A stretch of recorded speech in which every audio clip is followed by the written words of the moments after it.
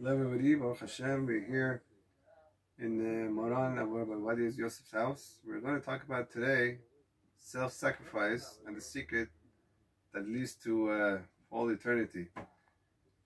We see by Har Sinai, last week's Parsha, when the Torah was given on the Mount Sinai, it was a very big, probably once in a lifetime opportunity, the whole world, from the beginning of the world till now, when God speaks to everybody, to all the Jewish people, Torah is given. But afterwards we see Har Sinai, Mount Sinai, there's no more Kedusha, there's no more holiness on that mountain. We would expect a mountain that God, as the word came down on and gave us the Torah, would be a place of holiness for all generations. But we see today, even though if we don't know exactly where it is today, but even if you will find it today, the Kedusha has passed. You know, you could have cattle over there eating grass. The Kedusha is not the same Kedusha anymore when the Torah is being given. On the other hand, we have Har Moriah. Har Moriah is translated as the mountain of Moriah, where the Beit HaMikdash was built. The first one, second one, and the third one, B'nehora B'yameinu. Amen.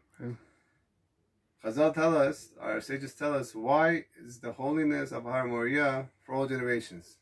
And the answer is because it was self-sacrifice of Avraham Avinu when he brought his son up to the Akedah, in order to bring him up as a sacrifice to HaKadosh Baruch Hu. And he had to pass this very hard test. And in the end, we know what happened. God told him not to do it. But the self-sacrifice that a father who took his only son from Sarai Imenu after 100 years and brought him up as a sacrifice, when he all of his life told that this is not the thing that's supposed to be done. And it was all a test, we know. Obviously, God doesn't want a human sacrifice. But he passed the test and the self-sacrifice and gave this mountain the holiness for all generations. We see from here that when it comes to everyday acts, when a person wants to really do an act that's going to be affecting him, his wife, his children, for all generations, all around him, it has to come not just by another habitual action. It has to come with self-sacrifice. For example, if you want to give a example for a child, let's say, not to do something, a parent has to show self-sacrifice on that point. Let's say he doesn't want the kid to smoke.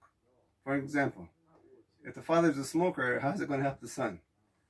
And if he was a smoker and he comes home and says, from now on I decided I'm not going to smoke, that's going to make a bigger impact for the son, the sacrifice, than it just to tell him not to do it is not healthy. Same thing with all the other things that are going on today, with the internet, with everything else.